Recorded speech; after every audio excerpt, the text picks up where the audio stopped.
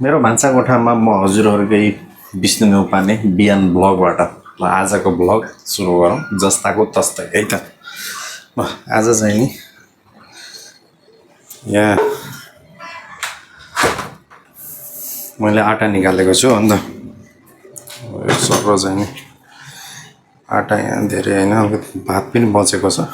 अनि भात र रोटी आज, अनि सब्जी दालसँग रोटी खाने योजना है त। त्यो 4 कप आटा मैले निकालेँ है। 4 कप आटा राख्ने भाँडो हेर्न सक्नुहुन्छ, यही हो। यसकै आटा राख्छु। आटोलाई भित्र राख्नु पर्यो। आटोलाई यसरी राखिदिएपछि आटाको काम सिद्धियो। अब आटा गुदिन्छ, पानी निकाल्नु पर्यो। पानी फेरि यता छ है, भिडियोमा देखिँदैन। अनि यस्तै रमाइला कुराकानी गर्दै र भान्साकोठामा जस्ताको तस्तै मनोरञ्जन होइन, जे जस्तो हुन्छ, जस्तो जानियो र त्यस्तै बोल्दै हजुरहरूको सामु यसरी रमाइलो एउटा टाइम पास काम गर्दै थस् होइन, काम पनि गरौँ। भान्साकोठाको आटा गुँदौँ है। आटा यसरी है, म पानी राखेर यसरी चाहिँ नि सट्ट गुड्छु क्या। यसरी बिस्तारै बिस्तारै थोरै पानी राख्दै आटालाई सफ्ट गुन्नियो है।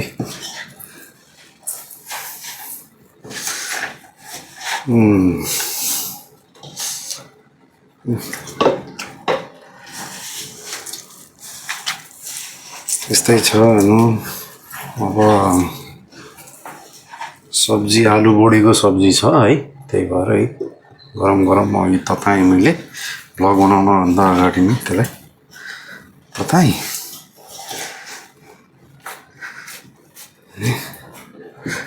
आटा गुँदेर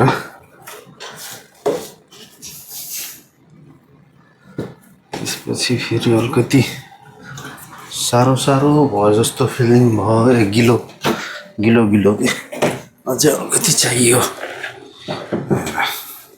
है, अझै अलिकति चाहियो।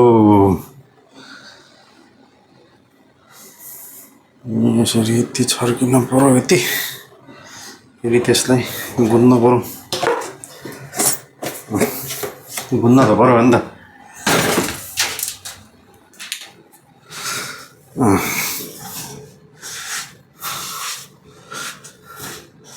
कस्तो लाग्यो हजुरहरूलाई, कस्तो लाग्छ है? मन पऱ्यो लाइक कमेन्ट गर्नु होला। सक्नुहुन्छ भने सब्सक्राइब पनि गरिदिनु होला है। केही विचारहरू भन्नु होला, सुझावहरू दिनु होला।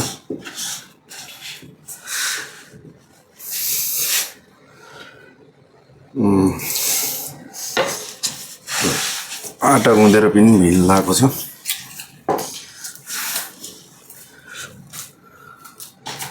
आटा गुँदेपछि यसमाथि फेरि मेरो थोरै हल्का तेल राखेर यसलाई सफ्ट गराउँछु। एकैछिन मैले यसलाई ढाक्छु है।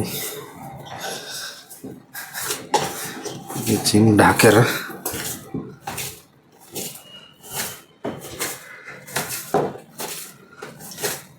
जति माड्यो त्यति नरम हुन्छ है, मान्न त पर्छ।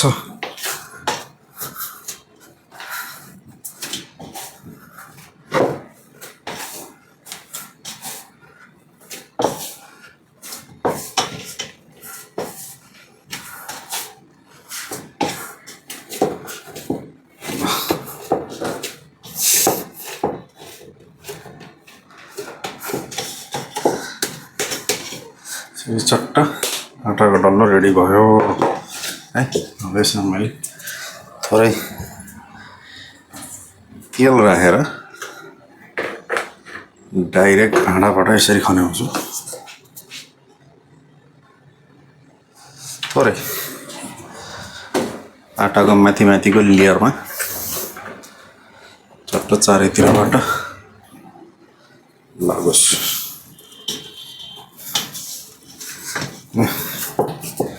यसरी सर घुमाइदियो चारैतिरबाट मजाले चाहिँ नि यसरी लगाइहाल्छ नि त।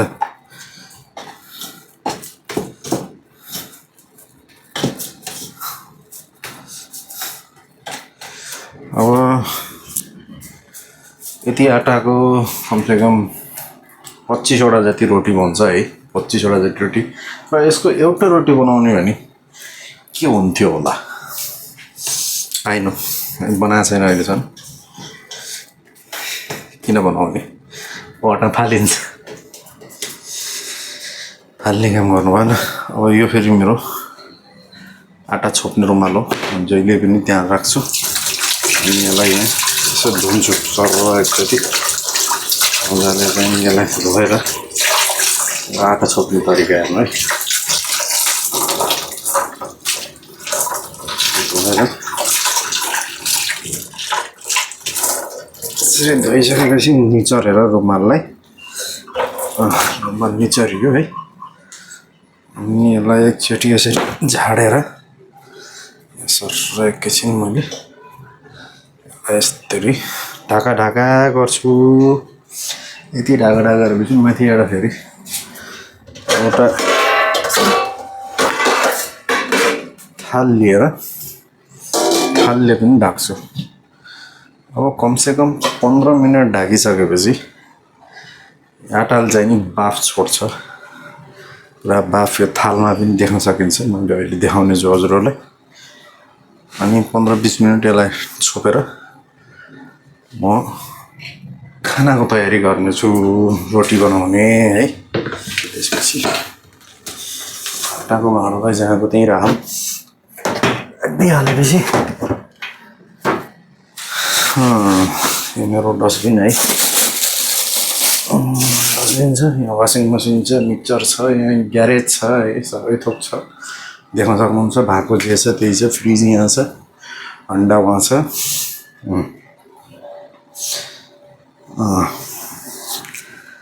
ल है त, अब एकैछिनपछि फेरि हाम्रो आटा गुन्ने प्लान आउँछ। आटा गुन्ने सरी आटा गुन्दिसकेर ढाकिसकेर चाहिँ गुन्ने प्लान आउँछ अरे। रोटी बेल्ने के, रोटी बेल्ने तावा छ त्यहाँभित्र है। ग्यास पनि फोहोर भएको छ। यसलाई पनि म सबै साँझ खानासाना खाइसकेपछि सबैले चट्ट सफा गरेर राख्छु। अनि बिहान उठेर फेरि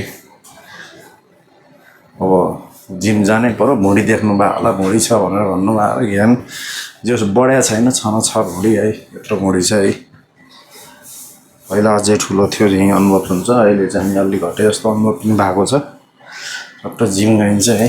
बडी खासै बनेको त छैन, यी बने जस्तो मान्नुहुन्छ र अलिअलि ट्राइसेप, अलिअलि ट्राइसेप होइन, हल्का केही मात्रामा हल्का है। केही चेन्जेस आफैले महसुस गरेको छु। नभए पनि साह्रो यो हेर्नु, यो चाहिँ एकदम साह्रो तल ट्राइसेप पनि हल्का जस्तो महसुस है। यस्तै भएको छ, बिस्तारै हुन्छ। बिहान उठेर जिम गइन्छ, जान पनि पर्यो।